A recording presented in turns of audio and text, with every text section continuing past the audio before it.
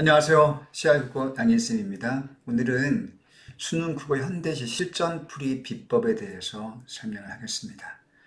우리가 실전으로 시를 풀 때 어떤 방식으로 푸는 것이 가장 효율성이 높고 가장 정확하게 풀 수 있으며 문제를 푸는 과정에서 어떻게 해야지만이 실력이 쌓일 수 있는지 그런 것까지를 포함한 또 원리와 그다음 문제 접근 방법에 대해서 그 핵심 비법을 오늘 공개하도록 하겠습니다. 자, 실전풀이 기본적으로 숙제할 때와 똑같은 방법으로 진행이 돼야 되겠습니다. 즉, 숙제할 때도 실전처럼 그런 방법을 적용시킬 수 있다고 한다면, 숙제하는 동안에 실전의 어떤 실력이, 내공이 점점 쌓이면서 실력이 향상이 되겠죠? 자, 오늘은 2018년 고2 3월 학평 문제 21번, 23번 지문에 실려 있는 문제를 가지고 현대시에 대해서 설명을 하고자 합니다. 자, 이제 바로 문제 보시고 20번 문제까지를 푼 상태에서 21번으로 모의고사에서 넘어왔을 때 21번이 도착해 보니까 문제가 뭡니까? 21번을 넘어왔을 때 이게 현대시로구나 보면 알 수 있죠. 그럴 때 시를 보통은 먼저 읽는 것이 일반적인 방법이라고 할 수 있겠지만 실전에서는 그렇게 풀면 시간이 늘어집니다. 시간이 늘어지고 그리고 시를 다 읽은 다음에 또 문제를 읽다가 또 시를 왔다가 갔다가 여러 번 하면서 시간이 낭비되고 결국은 시간의 압박에 못 이겨 시험을 망치게 되는 거죠. 따라서 쌤은 독서나 화법 작문이나 또 문학, 독서 할 거 없이 모든 영역에 걸쳐서 문제를 항상 먼저 볼 것을 원칙으로 그렇게 해놓고 있습니다. 자, 먼저 와서 현대시로구나 한 상태에서 현대시의 경우에는 지은이와 제목 정도만 우선 확인합니다. 가는 신석정의 지도. 혹시 시인이 알고 있는 작가라고 한다면 도움이 되겠죠? 신석정은 일제시대의 작가입니다. 모를 수도 있겠죠. 모르면 어쩔 수 없고요. 자, 나를 보아하니까 나시는 손택수의 목련전차라고. 자, 생소한 시인이네요. 목련전차. 목련은 꽃이고 전차는 트레인인데, 자, 제목이 좀 특이합니다. 자, 이렇게 작가와 제목만 확인한 상태에서 제시문을 자세히 읽지 않고 바로 그 다음에 문제 유형을 살핍니다. 자,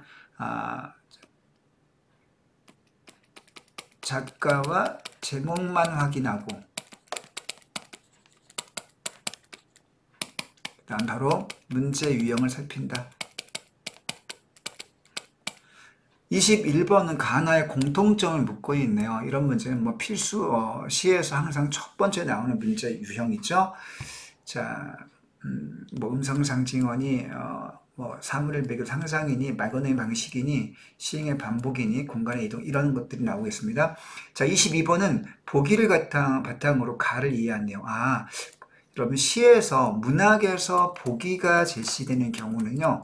문학의 보기 문제는 독서의 보기 문제와 그 보기의 속성이 다릅니다. 문학 보기 문제에서 보기는요. 어떤 속성이 있냐면 제시문 즉 문학 작품에 대한 이해 정보, 그러니까 이해를 도우는 정보가 제시가 됩니다.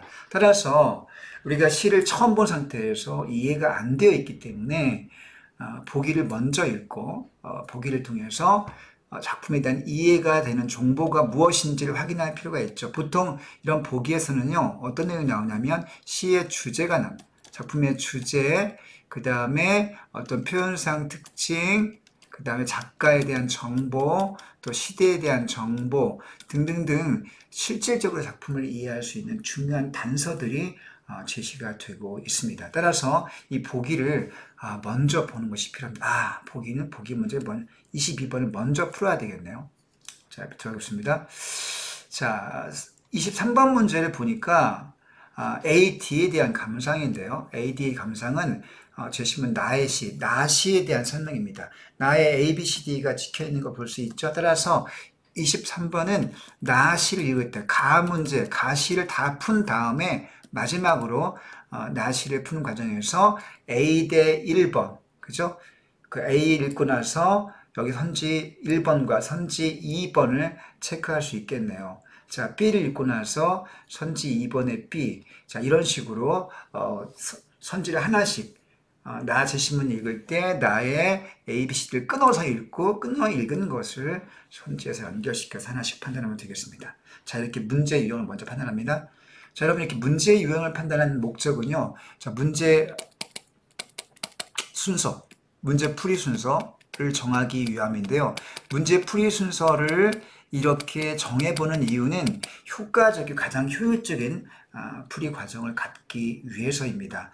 자, 풀이 순서를 잘 정하게 되면 왔다 갔다 할 필요가 더 적어지고요. 그 다음 머릿속에 뇌에 정보량이 어느 정도 제한된 상태에서 관리가 가능하기 때문에 훨씬 더 정답률을 높일 수 있습니다. 다른 문제 풀이 순서를 정해봅시다. 자, 여기 21번부터 3번까지의 문제의 경우에는요. 자, 문제 순서 봤을 때 22번을 먼저 풀어야 되겠네요. 22번. 그죠? 22번, 왜냐하면 보기가 있는 문제를 먼저 푸는 게 맞죠. 보기를 먼저 읽습니다. 보기를 읽고요. 그 다음에 제시문에 가서 가를 읽습니다. 가를 읽으면서요. 가에 읽으면서 한 달락씩 제시문 가서 한 년씩 읽어 나가면서 자, 22번 보기에 선지를 하나씩 지워 나갑니다. 자, 그 다음에 22번을 이렇게 보기와 가 읽으면서 22번을 풀고 나서 그 다음에 21번을 풀 수 있습니다. 21번에서 공통점 문제이긴 하지만 가를 읽은 상태이기 때문에 가의 특징과 연관해서 선지에서 가에 대한 것들을 하나씩 지워갈 수 있는 거죠. 자, 그래서 21번을 풉니다. 그러면 운이 좋다면 나를 읽지 않은 상태에서 21번의 답이 상당히 좁혀질 수 있습니다. 아시겠죠? 자, 22번에서 21번으로. 자, 그렇게 해서 22번을 풀고 21번의 반쪽 정도를 푼 상태에서 마지막으로 23번 문제를 자, 푸는데 23번 문제는요. 제시문 나에서 A 읽고 선지 1번 이런 식으로 제시문 나에 한 연씩 읽어 나가면서 선지 하나씩 1대1로 비교하면서 풀어 나가면 되겠습니다. 따라서 제시문을 다 읽었을 때 가와 나를 다 읽었을 때 문제 21번과 22번과 23번이 다 풀려 있는 상태가 됩니다. 자, 이런 식의 방법으로 풀 수 있다는 사실을 여러분들이 기억해 두시고요. 자, 이제 그러면 22번의 보기부터 한번 읽어 보겠습니다. 자, 지도는, 자, 22번에 보기 나온 지도는 가시의 제목이기도 하지 않습니까? 그렇죠? 연결되겠네요. 지도는 영토와 국경의 존재를 드러내고 육지와 바다, 국가 간의 비교를 가능하게 한다. 그렇죠? 뭐 지도를 보면 영토가 드러나 있고 국경이 드러나 있죠? 그 다음에 국가 간의 크기를 비교할 수 있습니다. 미국은 엄청 크고 중국도 큰데 우리 대한민국은 작잖아요. 자, 뭐 뻔한 얘기입니까? 밑줄 안 넣어도 되겠습니다. 자, 가는 지도, 지구와 같은 지리적 표상. 자, 표상이라는 건 이미지 혹은 기호입니다. 자, 지도, 지구와 같은 이미지를 다루면서 구체적 장소를 제시하죠. 뭐, 대한민국의 수도는 서울이고, 중국의 수도는 베이징, 뭐, 이렇게 제시하면서, 그 다음에 굉장히 중요한 내용이 나와 있네요. 1930년대 제국지 시야의 현실. 자, 이거는, 가시가 지은 시대, 가시의 시대에 대한 정보가 나오는데 굉장히 중요하네. 일제시대와 연결되어 있구나. 제국지와 연결되어 있구나. 자, 가의 화자는 이 지도를 보며 민족 공동체의 차원에서 일제 식민 지배에 대한 저항의식을, 자, 민족의 차원에서 일제에 대한 주제를 제시하고 있습니다. 시대와 함께. 그리고 세계의 차원에서 제국주의에 대한 비판, 그리고 인류 평화에 대한 소망. 자, 주제가 나와 있네요. 얼마나 감사합니까? 자, 여러분, 그러면 벌써 우린 22번의 보기에 나온 정보를 통해서 가시의 주제와 시대 배경을 다 이미 파악을 했기 때문에 좀 더 편안한 마음으로 시를 읽어 나갈 수 있는 거죠. 자, 기억해 둡시다. 문학에서 보기가 있는 경우는 제시문 읽기 전에 먼저 보기를 먼저 봐라. 자, 꼭 명심하시기 바랍니다. 자, 그럼 이 상태에서 22번 선지를 해결하기 위해서 우리는 이제 가시를 읽어야 되겠습니다. 자, 이제 시 읽을 때 시 읽는 방법을 잘 기억해 두세요. 자, 여러분, 시를 읽을 때는요, 어떻게 읽느냐?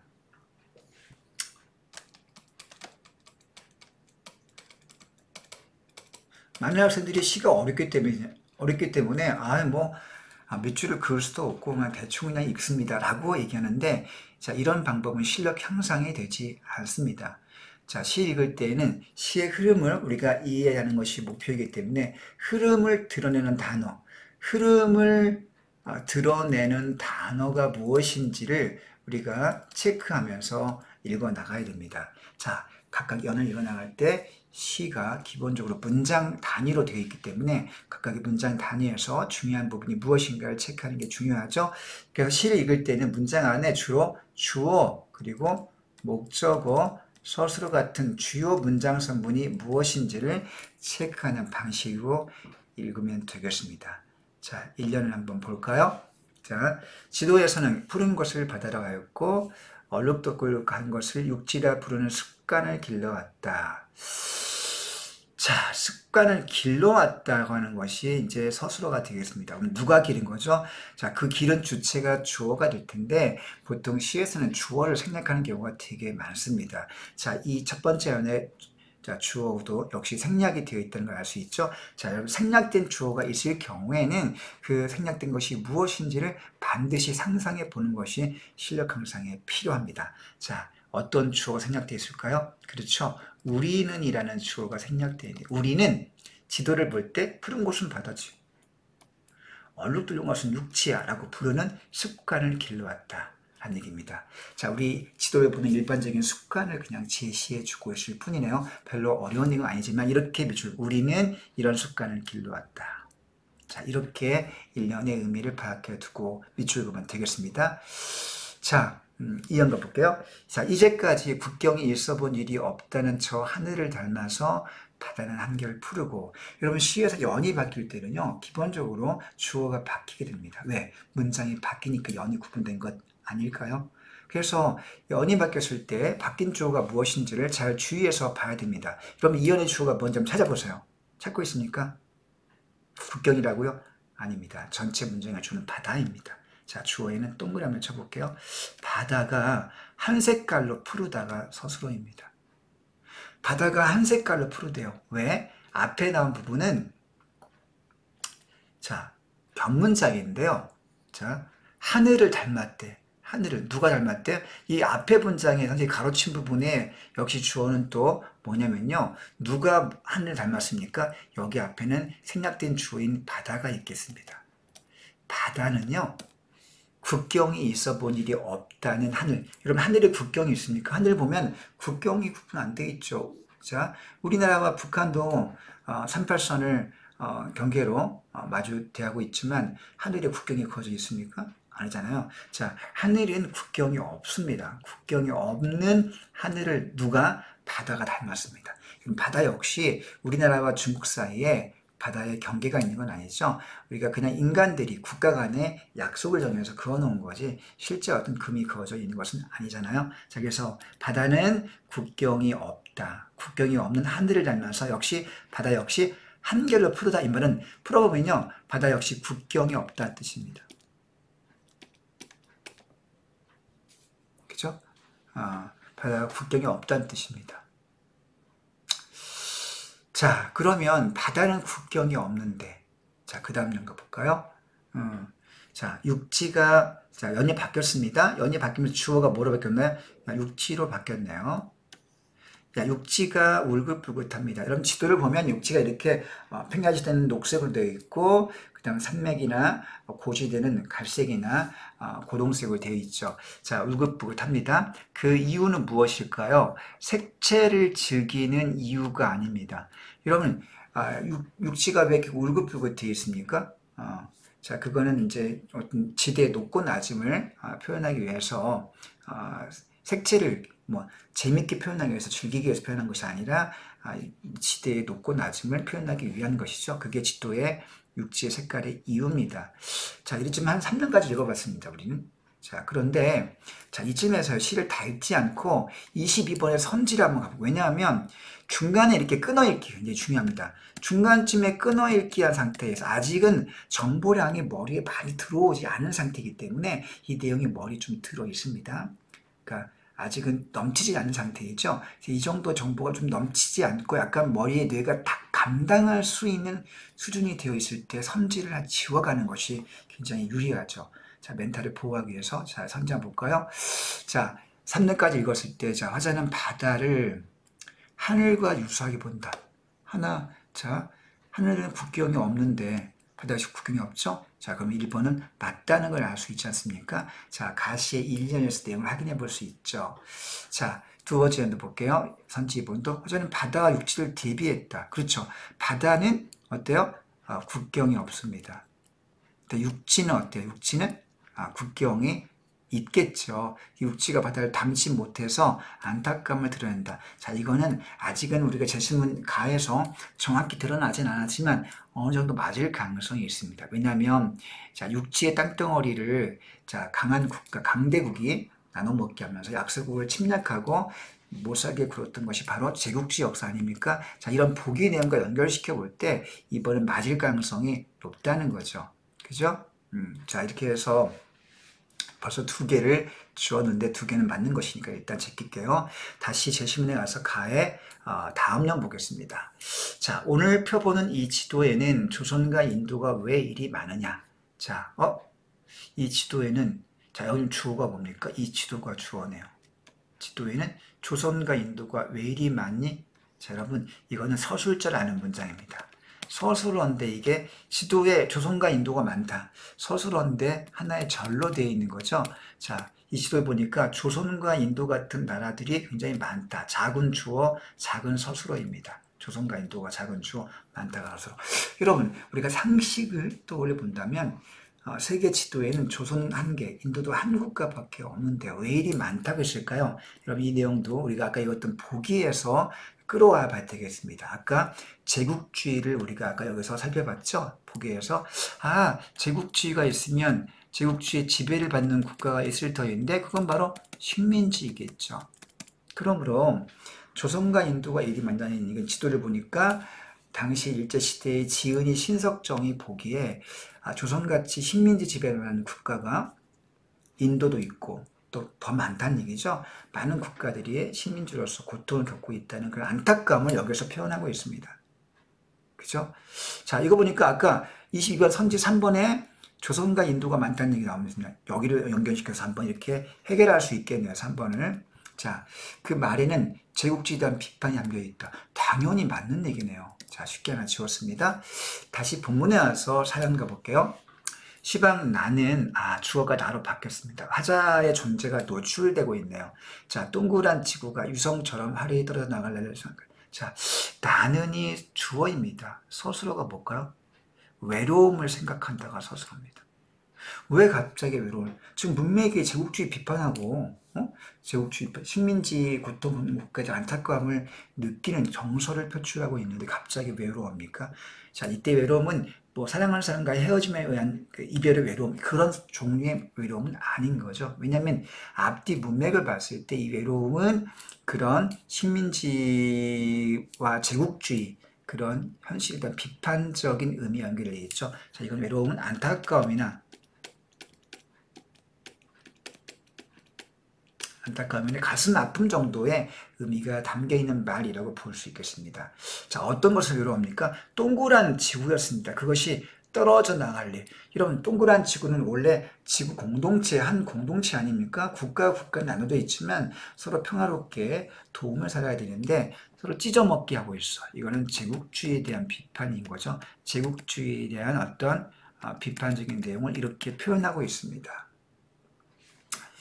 자, 이때 외로움에 대해서 역시 여기 4번에서 이렇게 외로움을 표현하고 있지 않습니까? 자, 그래서 우리가 시연을 읽을 때 시를 전체를 쭉 다 읽고 문제를 풀지 말고 항상 시연을 끊어서 읽고 끊어 읽기하고 선지를 해당되는 걸 하나씩 1대1로 붙여서 지워가라 라는 얘기입니다. 이런 방법을 잘 원리를 이해해 두시기 바라요. 자, 4번 읽어보겠습니다. 화자 외로움은 지도의 울긋불긋한 색채를 더 이상 즐기지 못한다는 천연 색을 예쁘게 그리고 싶은데 그 즐거움을 갖지 못하기 때문에 외롭다?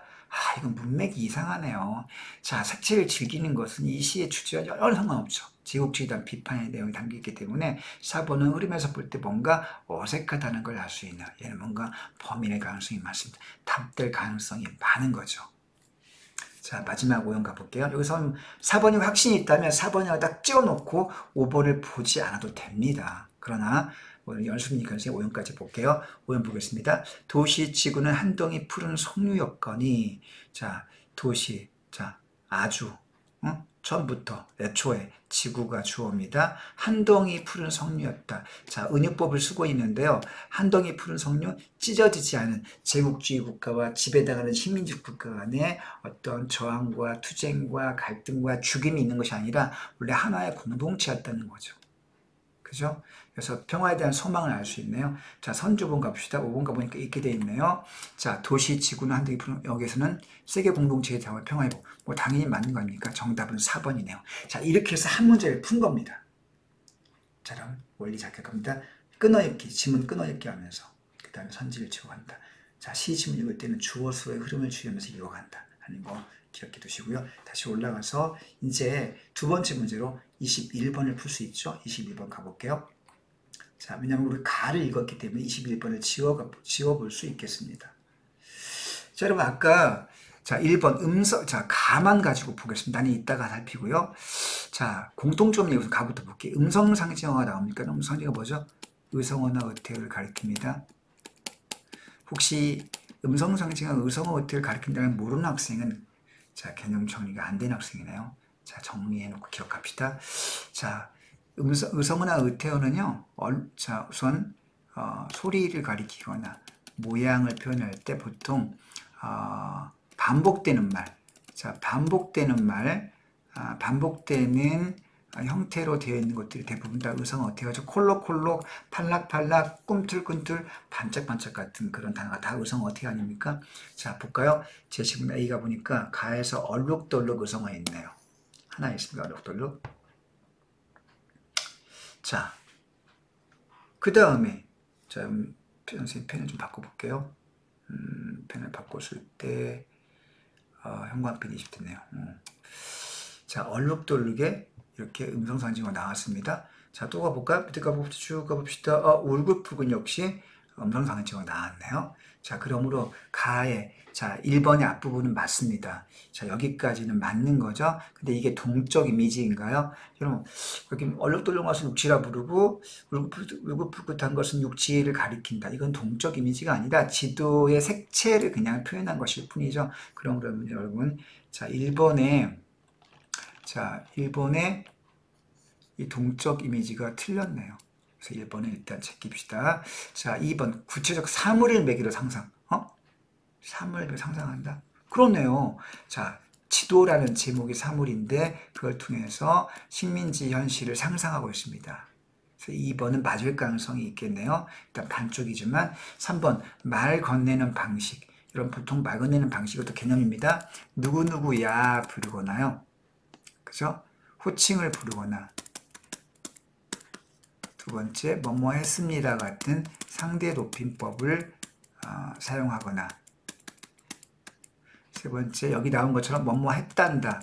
뭐뭐 했단다는 누군가한테 말을 건네는 방식 아니겠습니까? 자, 이런 식으로 호칭을 부르거나 뭐뭐 했습니다. 뭐뭐 했니? 이렇게 물어보거나 자, 뭐뭐 했습니다.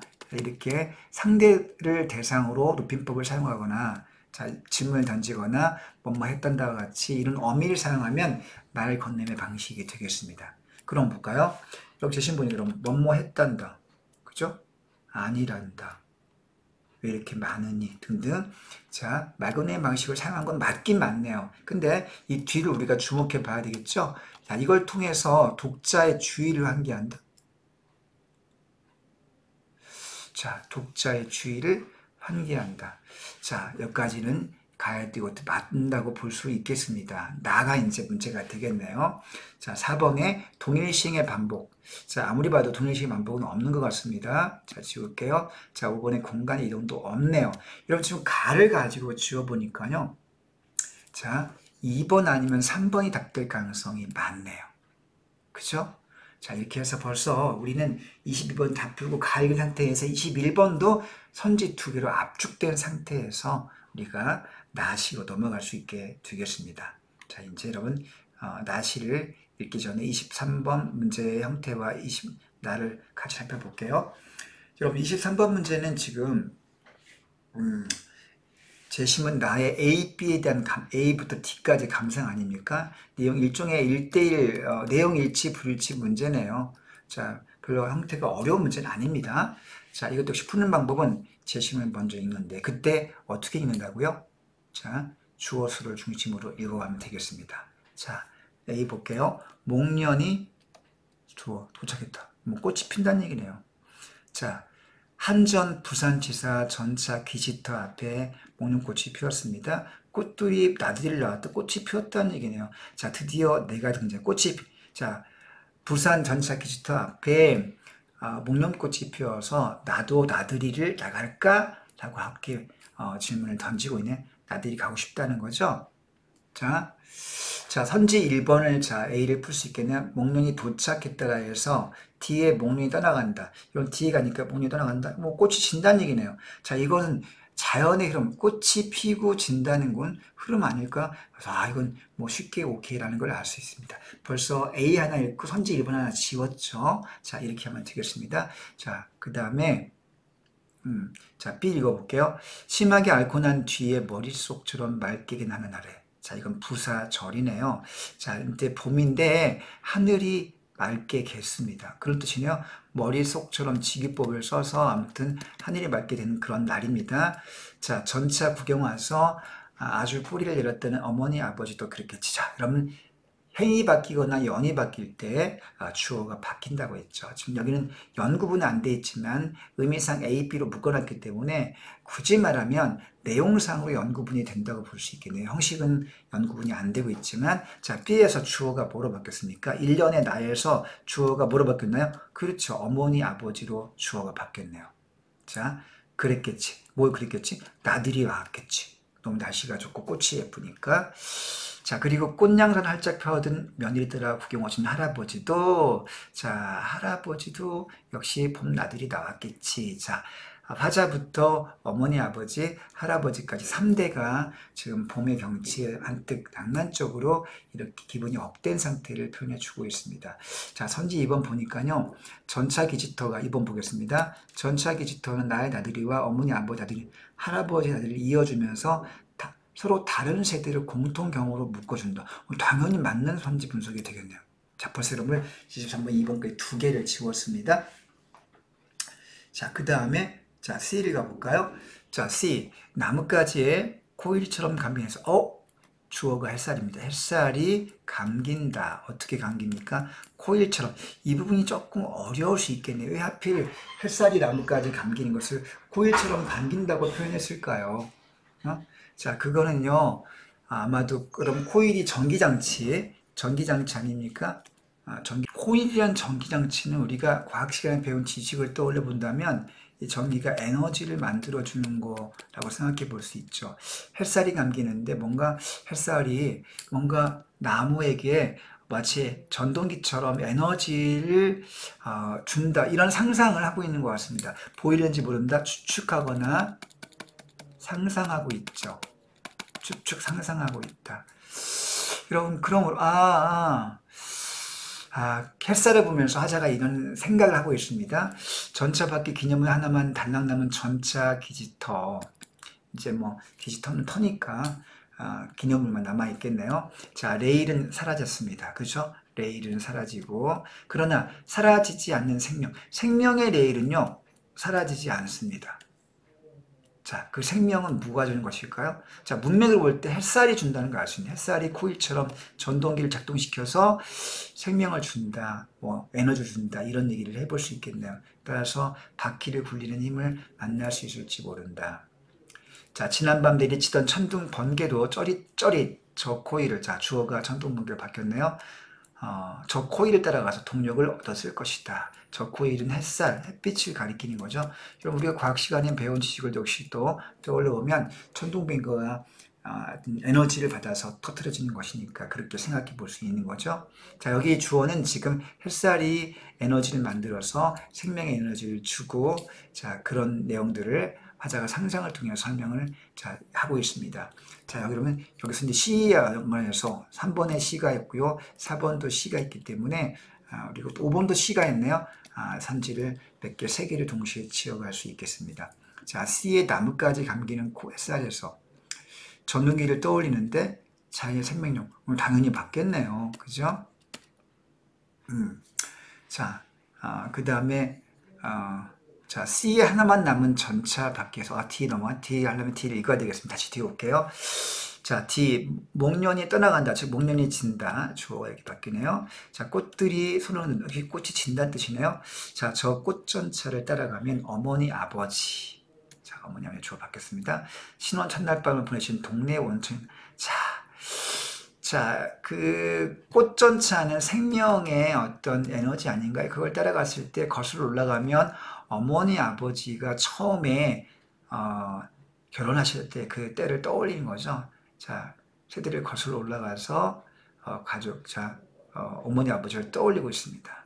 자, 그러면 이 내용을 역시 요거 4번 연결시켜 볼게요. 4번 뒤에 D를 보겠습니다. 뒤에 한 양, 두 양 떠나가는 목련의 여전 세상 전개는 그죠? 목련이 진다는 뜻인데 현대의 기계 문명에 사라진 자연물이 안타까움? 여러분 뭔가 이상한데요. 지금 꽃이 피고 지는데 이걸 안타깝다고 보기보다는 생명현상으로 보고 있지 않습니까? 그죠? 손을 흔든다. 그 안타까운 뭔가 이상하고 그다음에 기계 문명에 대해서 이것도 이 시의 주제의 연관성에서 뭔가 튀는 대목입니다. 앞에 1, 2, 3번 전부 다 자연의 흐름, 자연의 생명력 이런 내용이 나오고 있는데 기계 문명은 그 전체 주제의 맥락, 전체 1, 2, 3, 4 이 흐름 맥락에서 1, 2, 3번은 공통점을 지니고 있는데 생명이라고 하는 자연이라고 하는 자 그런 주제의 흐름 비춰볼 때 4번은 뭔가 튀는 아이죠.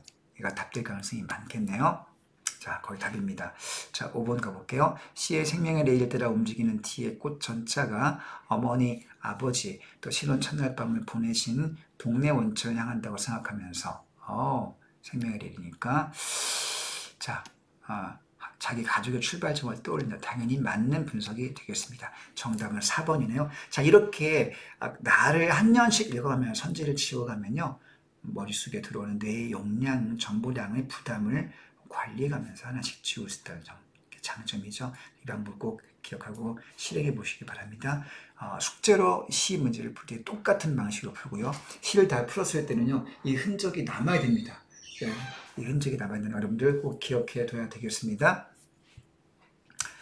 자, 그러면 이제 마지막 앞에 한 문제를 더 풀 수 있긴 21번을 자, 21번에 아까 여기에 한번 가보겠습니다. 아까 2번과 3번이 마지막으로 남았는데요. 목련꽃을 전차를 매개로 해서 상상을 통해서 가족을 떠올리고 뭐 전동기 같은 그런 이미지를 떠올리는 거 맞죠? 따라서 여러분 그러므로 2번이 답이 되겠습니다.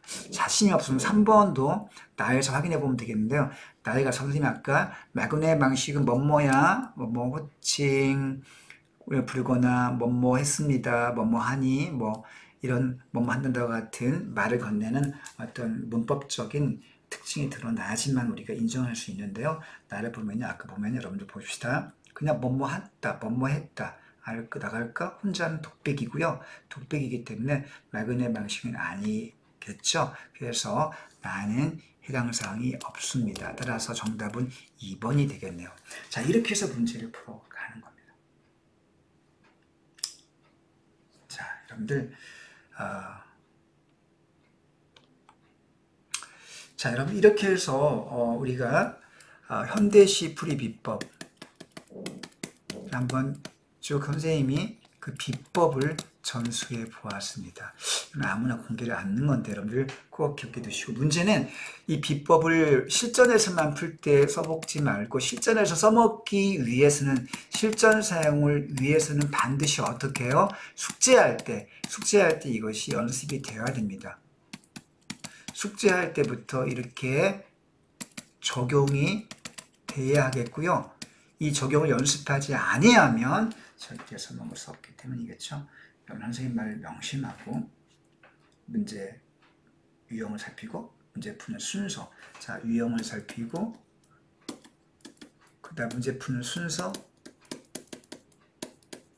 순서를 정하고 그 다음 어떻게 합니까? 순서를 정한 다음에 보기가 있으면 보기를 먼저 읽고 그 다음 어떻게 합니까? 첫 번째 푸는 순서, 첫 번째 문제를 어떻게 풀기 위해서 제시문 가를 한 문단씩 가, 시를 한 연씩 읽어나가면서 어떻게 한 연씩 읽을 때는 어떻게 합니까? 주어, 수로 중심으로 읽어나간다는 거, 저 주어가 바뀌는 부분 주의하라는 거, 이런 것들 밑줄 긋기를 반드시 하면서 실력을 쌓기를 바랍니다. 자, 이런 숙제할 때의 연습이 되었을 때 내공이 차츰 쌓이게 됩니다. 그리고 또 하나 주의할 점은요. 자, 이런 실전풀이 순수와 밑줄 긋는 방식 말고도 시 문제는 첫 번째 공통점 문제에서 반드시 개념, 자, 개념이 나오기 때문에 시의 개념 이런 것들에 대한 축적이 되어야 되겠습니다. 뭐 객관적 상관물이니 또 뭐 추상의 구체하니 또 말 건네는 방식이니 뭐 이런 것들 뭐 풍자니 자 이런 개념에 대한 정리가 반드시 되어야지만 실력 향상이 될 수 있겠죠. 명심하시기 바랍니다. 자 그럼 이렇게 해서 현대시 풀이 비법과 숙제 방법에 대해서 오늘 설명을 해보았습니다.